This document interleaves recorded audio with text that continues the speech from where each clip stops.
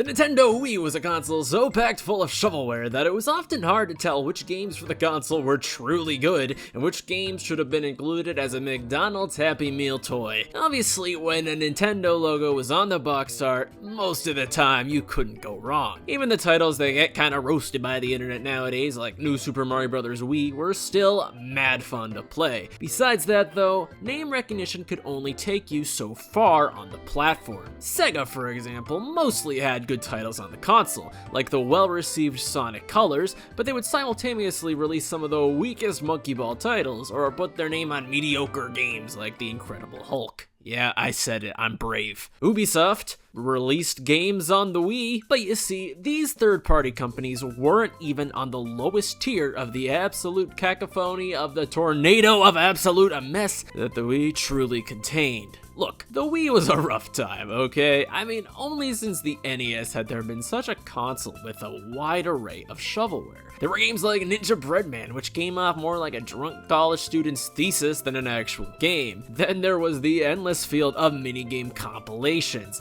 These must have caused the developers nothing to make, which would explain how they could get away with constantly releasing them for pennies on the dime. I could go on and on. The Wii has hundreds of completely crap games, and I don't think there's much pushback on that. Today though, we're not here to talk about those games, because among the sea of them, there was that occasional gem that was truly good.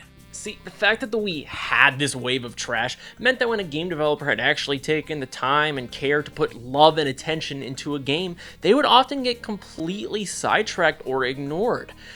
And thus, a genre of videos were born of Wii hidden gems that constantly appear in my recommendations. I'll click on them one day. One of these hidden gems was a quirky little title called Go Vacation. Now look, I'll say it how it is, this box art, I feel like, probably doesn't do that great of a job standing out among the field of crap on the Wii. Like, if I saw this on the shelf, I'm probably buying the Golden Compass instead. What the hell is this? But squint hard enough, my friends, and what's that you see? A Namco logo? You know, the guys and gals who made frickin' Pac-Man? Of course, not just Pac-Man. Alright, you know what? I'll put all of your favorite Namco series on screen right here so you can say I mentioned them. This technically was a spin-off of a pre-existing franchise on the Wii. Wii-Ski. No, not Wii-Ski, Wii-Ski. Grab me the whiskey. So yeah, Nintendo was pretty dang strict about who got to use the Wii branding in this era, as in, no one could. This was because the Wii lineage was reserved exclusively for titles in their Wii series, TM. You know, the real high quality ones like Wii Music and Wii Play. Now, I've not actually played Wii-Ski myself, but judging off of the reviews and whatnot, it seems like an average game, maybe even above average, unless you ask OneUp.com. They gave this game another life. But hey, the game sold pretty well, better than this game did. So, a sequel was simply inevitable. In the same year in Japan, well, that sure was quick. This game used the balance board, it didn't sell as well, I wonder if there's a correlation. There were also the Wii Cheer games, which I don't think are actually involved with this franchise at all, they're just similar names. Give me a G, give me an E, give me a T, what does that spell? Get to the damn point, you nerdy ass game reviewer! So obviously, you know, Wii Ski just had skiing. I guess it would have been weird if it had anything else. So Namco had decided once development of Go Vacation began in 2009 that they wanted to make a game that encompassed multiple seasons. So after a 2-year vacation from skiing vacation games, Go Vacation would release for the Wii in 2011 and would later get ported to the Switch in 2018. I'm reviewing this version. I'm sorry if you're a purist. Give me my more pixels. So with that, it's time to take a break from crapping on your childhood games to taking a little bit of a vacation. A Go Vacation. Well, I guess we're not really going anywhere because I'm still in my game room and I'm still reviewing, you know, games. So I guess I'm just dressed up for a staycation.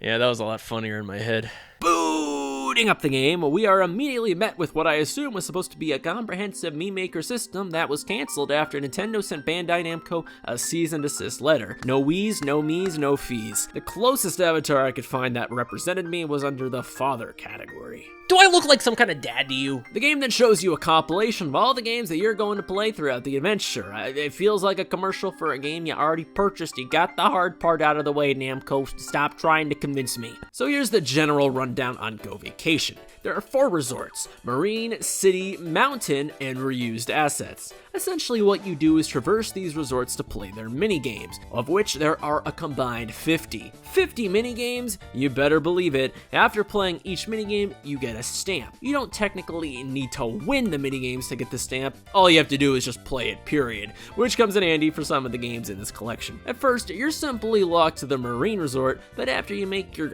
mom happy collecting your damn stamps like a kindergartner, you're able to visit the others. Now, we'll talk about the actual minigames in a bit, but the main distinction between this and every other Wii minigame compilation, including the top echelon Wii Sports Resort, which clearly was the inspiration for this game, is Go Vacation's detailed resorts, which are indeed free roam. Believe it or not, that was actually a pretty rare thing on the Wii. Firstly, I have to commend the game developers on the scale of these resorts. These are quite massive. Like, obviously, if you want to be a douche and compare it to something like GTA or Breath of the Wild, yeah, of course, these aren't that huge. But these worlds are honestly much bigger than something like Bianco Hills from Super Mario Sunshine, or maybe one of the fields from Twilight Princess. Anyways, for lack of a better term, these are meaty. And of course, to traverse, your character probably wouldn't just want to walk to all of these, though I guess you can. In the Marine Resort, you have ATVs and boats. In the Snow Resort, you can use skis, snowboards, or snow tractors. In the city, you can skate and jump over giant glass pyramids and scare the shit out of the residents.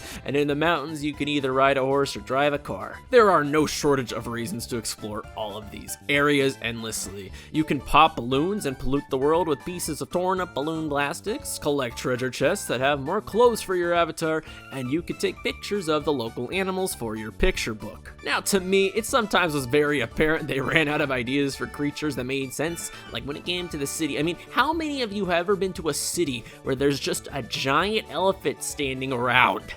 Hey there, elephant, smile. There's also NPCs that stand around the world who you can talk to, but quite honestly, they don't have anything really interesting to say.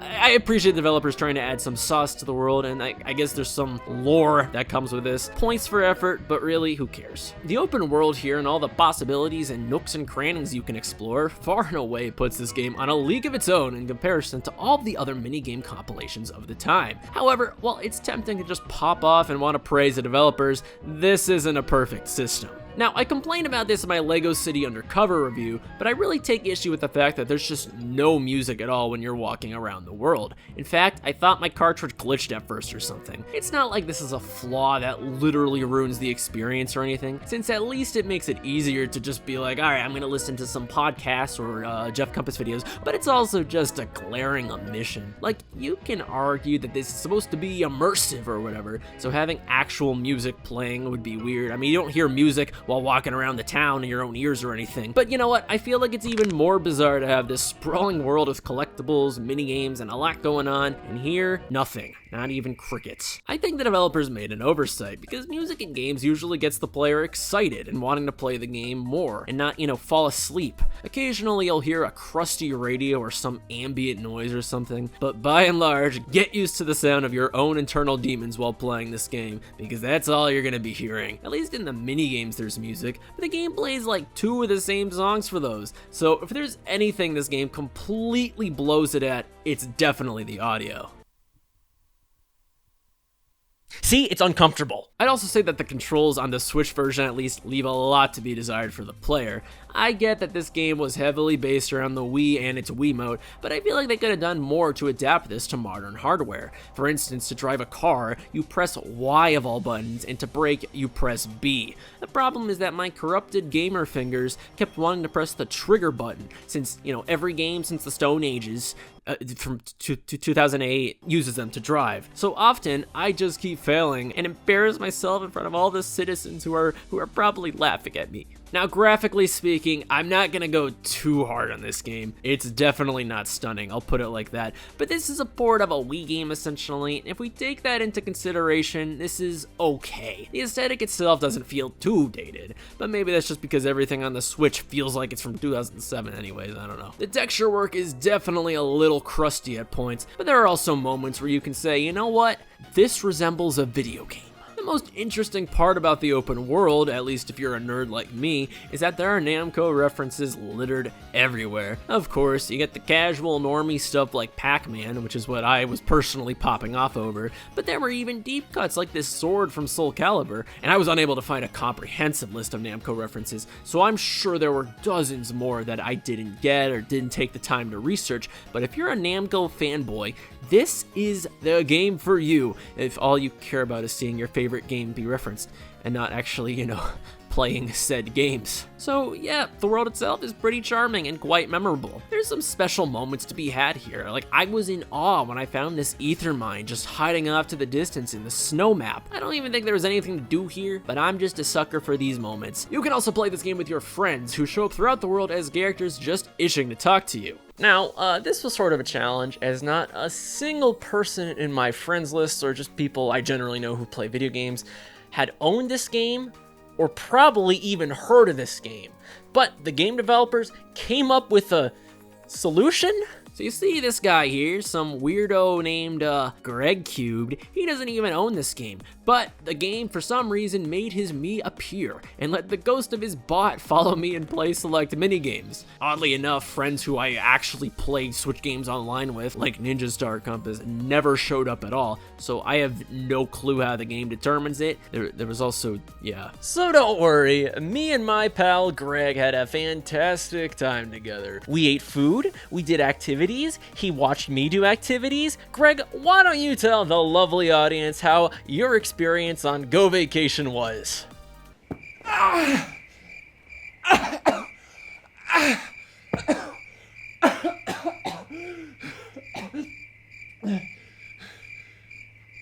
was pretty good. Okay, well, thank you, Greg. So, I'm just gonna go over all the minigames in this game, or activities if you want to be technically correct. A lot of these are incredibly simple, so if I don't write an individual video essay for your favorite one, do it yourself. Marine bike races. Obviously, this uses the same engine and physics as the overworld traversing. It's no wave race, but I guess it's sort of fun once or twice. One aspect that bothers me, not just for this game, but for all the racing games, is the map on the left is just a straight line. Skydiving. Have you ever just shown up on a vacation and decided, fuck it, let's just go skydiving? Basically, you use motion controls to make poses in tandem with these adrenaline junkies. It's actually really stressful because sometimes the gyro won't fit perfectly or won't work, and I'm like, oh god, these guys are gonna hate me, I'm the worst. Man, I knew we shouldn't have let the guy who's never skydove in his life do this with us. Volleyball. Not gonna lie, I don't understand this one, like, at all. I either was screwing up the timing or didn't understand the controls correctly. I'm sure it's serviceable if you figure it out, and if you don't, get your stamp and flee the premise like I did. ATV racing. It's like marine bike races, but with ATVs. This has nothing to do with the video at all, but I actually did drive an ATV once with some friends. My friend was on a motorcycle circling around the same desert loop. I made a sharp turn in front of him by accident, and he fell into the damn bushes. That story's more interesting than this minigame, sorry. Scuba diving. I don't even really understand why this is a minigame at all. Scuba diving is supposed to be more of a relaxing, sightseeing sort of activity, not just going around high-fiving the damn turtles. The underwater controls are pretty bad, so I just skipped this one unless you are a generic NPC. Surfing. This is another one that I really don't understand at all. On the Wii, this might have made more sense, but at least on the Switch, I really just mashed buttons and saw what happened. If I mashed fast enough, the wave would go down, but if I mashed incorrectly somehow, the damn wave would curl up and kill me. I hate this one. Moving on. Water Gun Wars. You know what? This game is actually pretty solid. It's a cute little shooter, I guess, that replicates the feel of a real water gun fight. There's actual strategy with the stealth involved, with hiding behind the trees. I mean, it's no Call of Duty, but this is probably one of my go-to minigames. ATV Tricks. This is the first of a few minigames that last a grand total of 10 seconds. You basically just jump off a ramp and mash the L and R buttons to do tricks in the air and try to rack up your points. I'm sure there are people who have taken this one to crazy depths, but I like to preserve the health of my controller buttons. Thank you very much. Marine Bike Tricks. There's a bit more to do here than ATV Tricks. It's in a giant square versus a mini field, but yeah, these trick minigames are going to be a constant, and I don't have a lot to say about them. Moving on. Triathlon. also known as reusing assets. So a triathlon in real life has 3 parts to it normally, which are swimming, cycling, and running. But you see, the developers didn't have in-game mechanics for those first 2, so instead it's marine biking, walking, and ATV riding. So this one just comes off kind of forced to me. Motorfest. You would never guess this, but you race cars. Thankfully you get an actual view of the track this time, and a speedometer on the right. I don't know crap about racing, so I'm just going to assume that's somewhat accurate. I guess now would be a decent time to talk about the fact that this game has real-life sponsors littered everywhere. This game is real-life sponsors. I don't know what I'm supposed to talk about. Pie throwing. Wait a minute, this is just a goddamn Wii Fit minigame. It's just a waste of food. The NPC says the pies aren't edible, but what about the whipped cream? The base of the pies, I mean, are these just poisoned pies? There are 100 pies being flung at you and you have to dodge them. And I'm one guy out of the hundreds of greedy tourists who probably play this game for 10 times. I mean, this minigame is just morally reprehensible. We're moving on. Hang gliding. I would love to know the legal headaches that this minigame introduces to this city. Yeah, you just go through the rings, and with the city nearby, this one really reminds me of Superman 64. It controls okay though. It's just slow and honestly sort of boring. Wheel slider. This one reminds me of those bizarre GTA 5 mods that are shown off in TikToks to capture the kiddies' attention. If you put this one here instead, I mean, your watch retention would probably go pretty damn high in your video because people would be trying to figure out what the heck this game even is. Take notes, influencers. It's pretty solid, but since Go Vacation's physics are never perfect, it falls a bit short of being truly special. Ice hockey. I want that Pac-Man puck. It's again, almost good, but the physics are totally not how an actual ice hockey game would ever play out, with random speed bumps and angles that don't really make sense. For a Wii era minigame, I'd say this passes the smell test, but if you are some professional ice hockey playing schmuck, just go to your local Chuck E. Cheese instead. Glass harp. So this is basically just a crappier version of Rock Band, or if you want to be generous, a ripoff of the Wii music minigame. You have to wonder why Namco so badly wanted to rip off the Wii series. The titles, the Mii's, the Wii music, Wii Play, Wii Fit, Wii Sports Resort stealing, like enough. Is this even a real game? Yeah, I guess it is. So I guess if you're a glass harp player, there's no other game where you can do it. Skate tricks. Another trick mini game, so I'm gonna 180 kickflip broski Tony Hawk kablam tricko my way into the next game. Grindmaster. Ignoring that title of all time, this mini game has some actual juice to it. Basically, you just stay on the rails as long as you can without falling off, adjusting with motion controls, and jumping when needed. This game is a Sonic Heroes player's everlasting fantasy because I just always fall off those rails. Mole Panic. Really, guys? Whack-a-mole? Were the developers really that hard-pressed for 50 minigames that they needed to put in a whack-a-mole? I wonder if they just went to a Chuck E. Cheese with notepads and just started checking things off a list in there. Power Boxer. So at first, I was joking about the Chuck E. Cheese thing, but now I'm actually serious. You charge up a punch, and everyone around you gets to bully you if you're not strong enough. Well, guess what? I know how to punch. Watch this. Power Hitter. This rejected Star Wars character shoots baseballs towards you, and you have to hit as many of the targets as you can using your sheer strength. This is a Mario Party minigame, pretty sure. Bucket Ball. This is also a Mario Party minigame. You throw an endless supply of balls into buckets. Like, who the hell plays this, and who the hell plays this on a vacation? I gotta be honest, I do like Go Vacation overall, but these city minigames really just feel shoehorned into the package. Mini Golf. Thankfully, this minigame is probably my favorite out of all the city activities, and maybe one of my favorites overall. I mean, it does have the same issue as ice hockey, where the physics make, no sense, but I will say the actual courses, the challenges, and the field is pretty true to mini golf, and there's actual replayability here by the nature of how golf works. Half Pipe. It's another trick minigame. I will say at this point that the skating in this game is fine. I mean, there's enough tricks and whatnot, but you really should just play Tony Hawk or maybe Jet Set Radio if you're looking for a serious skater game of that genre. Like, that's half the problem with this package. These games are all borderline okay or good, but there's honestly better versions of all of them out there. Snowball Fight. I wish the angle here wouldn't be isometric and was more like the water gun minigame, but it's decent. Greg turned into a snowman. Dog Sled. It is another game where you race with a dog. Snow races, slalom challenges. It is another game where you race with flags. Snowmobile tricks.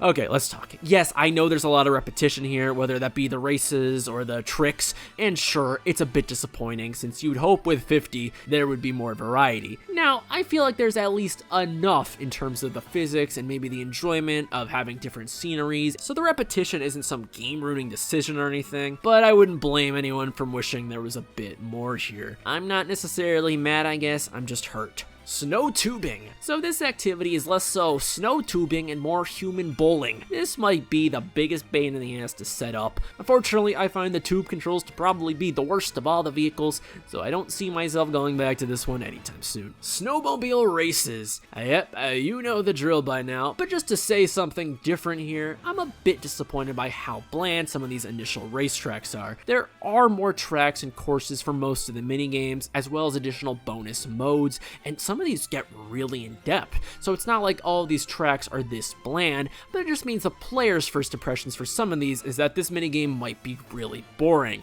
and I could see a player who doesn't know about the mechanic of re-entering the minigame for something better just moving on from it if they don't want to give it the time of day. For instance, here at least, there's an entire mode for downhill racing. Once you realize these are in the game, well, it becomes a hell of a lot better. Ski jumping. You'll never guess what you do in this one, because I'm moving on and not giving you a chance to speak about it. Snowman making. Yeah, so this activity is actually a really cute change in pace. I appreciate that it's not just an avatar maker. You at least have to roll up your balls of snow first, and as someone who grew up in a literal desert, it was nice to vicariously live through something else and see, snow. Okay, I don't ever see snow. Once your snowballs are in place, yeah, then it's just another Me Maker ripoff. In fact, I almost wonder if this is what the developers intended for the character creator to be, but got vetoed by Miyamoto himself, and bam, you get snowmen. It's a charming little activity. Have a holly jolly Christmas. Oh yeah, wasn't this supposed to be a Christmas special or something?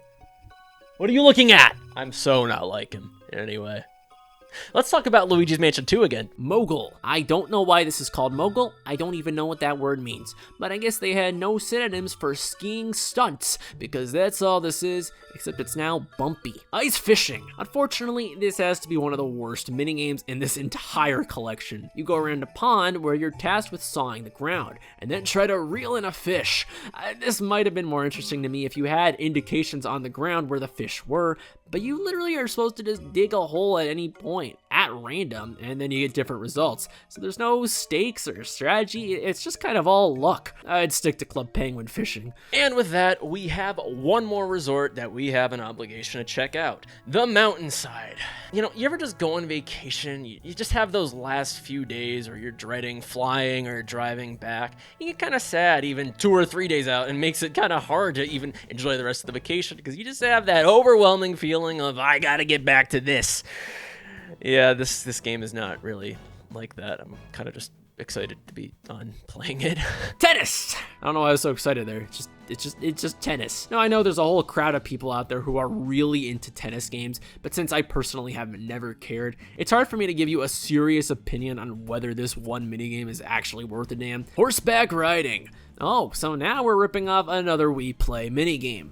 Sorry. It's not a ripoff. You're riding a horse instead of a cow. Paragliding. Actually, this activity is pretty solid. It's essentially the same deal as hang gliding from the city, although now you have wind gusts that shoot up your ass to give you extra height. Kayaking. Unfortunately, this suffers the same fate as many of the boat minigames I've played over my life, which is the fact that the controls and physics are absolutely horrendous because the developers are trying way too hard to emulate actually boat riding. It's always a shame to me because the scenery and the idea of these should be thrilling, and I get that it's a boat or whatever, but you know what? It's just not fun when you feel like a drunken sailor, both in terms of movement and how I'm getting evicted because I started swearing too much playing this fucking game. Off-road racing. In this minigame, you fight an evil dragon while jumping on a pogo stick eating Cheerios. Nah, I'm just kidding. I mean, if the minigame name sounds simple, it's just what you should expect, okay? Rafting. Well, it's kayaking, except 4 people are miserable and not just you. This one might be more fun with actual human players, as is probably the case for most of these, but I couldn't afford to buy Greg's plane ticket for this video, so you'll just have to hear me complain instead. Target shooting. You go to the most generic, Wild West looking town I've ever seen in a video game. Well, yeehaw! I got nothing. Quick Draw. Okay, I've been trying to be nice throughout this video, but this one just sucked. To be fair to Go Vacation, this is only the second minigame where I outright couldn't figure out what to do, so a rate of 96% playability still puts this game vastly above most minigame collections of the era, but yeah, this one just beats me. You're supposed to hold your control stick down, and there will be a time when you have to shoot by releasing the held down A button or something. I have zero confidence in what I'm telling you because it just never worked for me. Clay shooting. You shoot frisbees. I've never actually held a gun or done anything, sports-like in my life, so I have no idea how hard this actually would be, but I've always been impressed by these people who have that level of accuracy.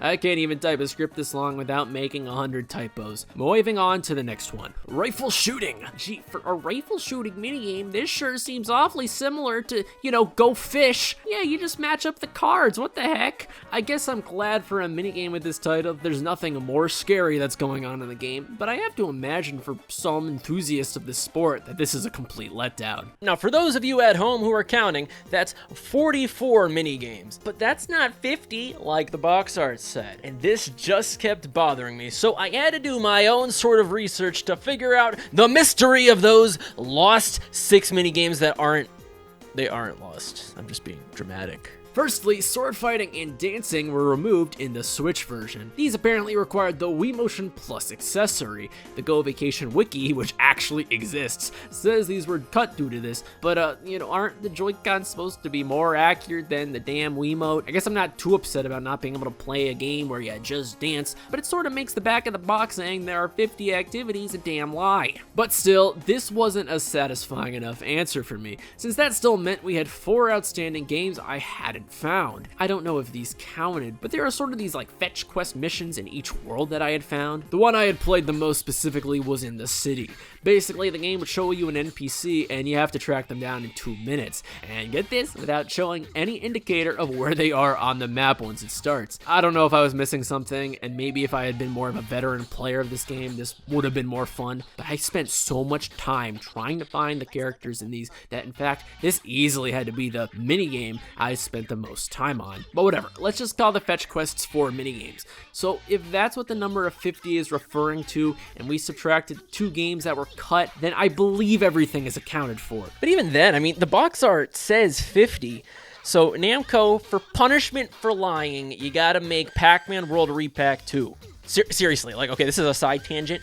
Where the hell is it? This bothered me so much that I looked at a compilation of the activities from the YouTuber NintenU, who listed in the other section that there's bungee jumping and fishing. They just look more like generic minigames, and to be quite honest, I have zero clue where you actually do find them, but I just wanted to point these out existing for the sake of completion. In all fairness to the game developers, I feel like what they define as an activity could be really anything as simple as stopping and grabbing food with your friend, or taking photos of the wildlife. It's an all-encompassing term, and even if there were just 44 or 46 games, they were on average a solid enough quality, and the quantity was also solid, so there's really no major issues with the content here. I don't feel like any of the minigames are life-changing. There's only a few I've really considered sitting down to replay or play with friends, but for a short time, it's fun. Just like a vacation. One other major aspect to this game is that there is sort of a 5th resort, which is basically just an island that has your own personal villa on it. Here you can design and decorate your house as well as just get a dog. Yep, just go up to some guy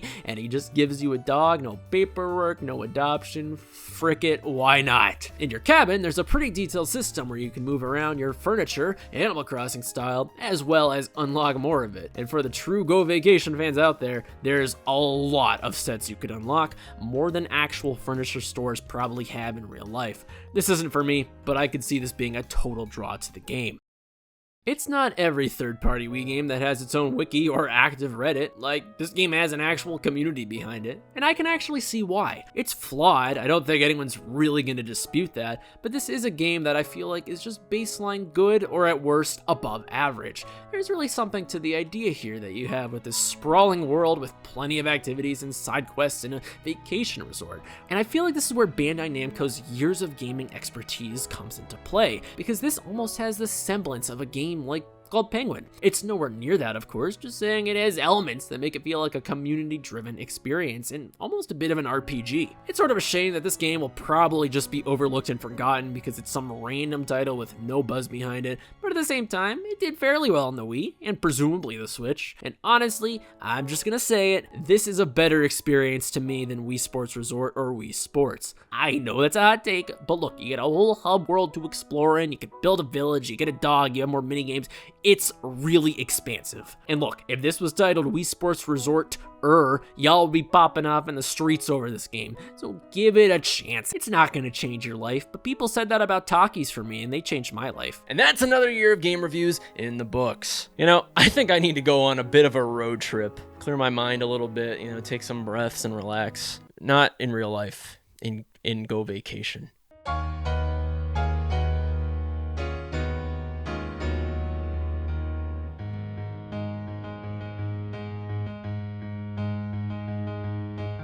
Lake Trumelia.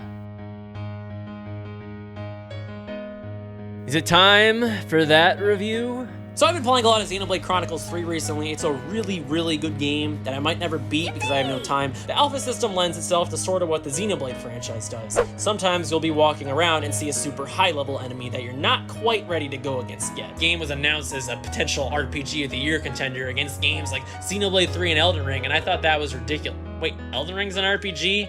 My ass is an RPG. On his own game series. Pikmin 4, guys. I do like collectibles, because why else would I buy this Noah and Mio amiibo for 40 bucks?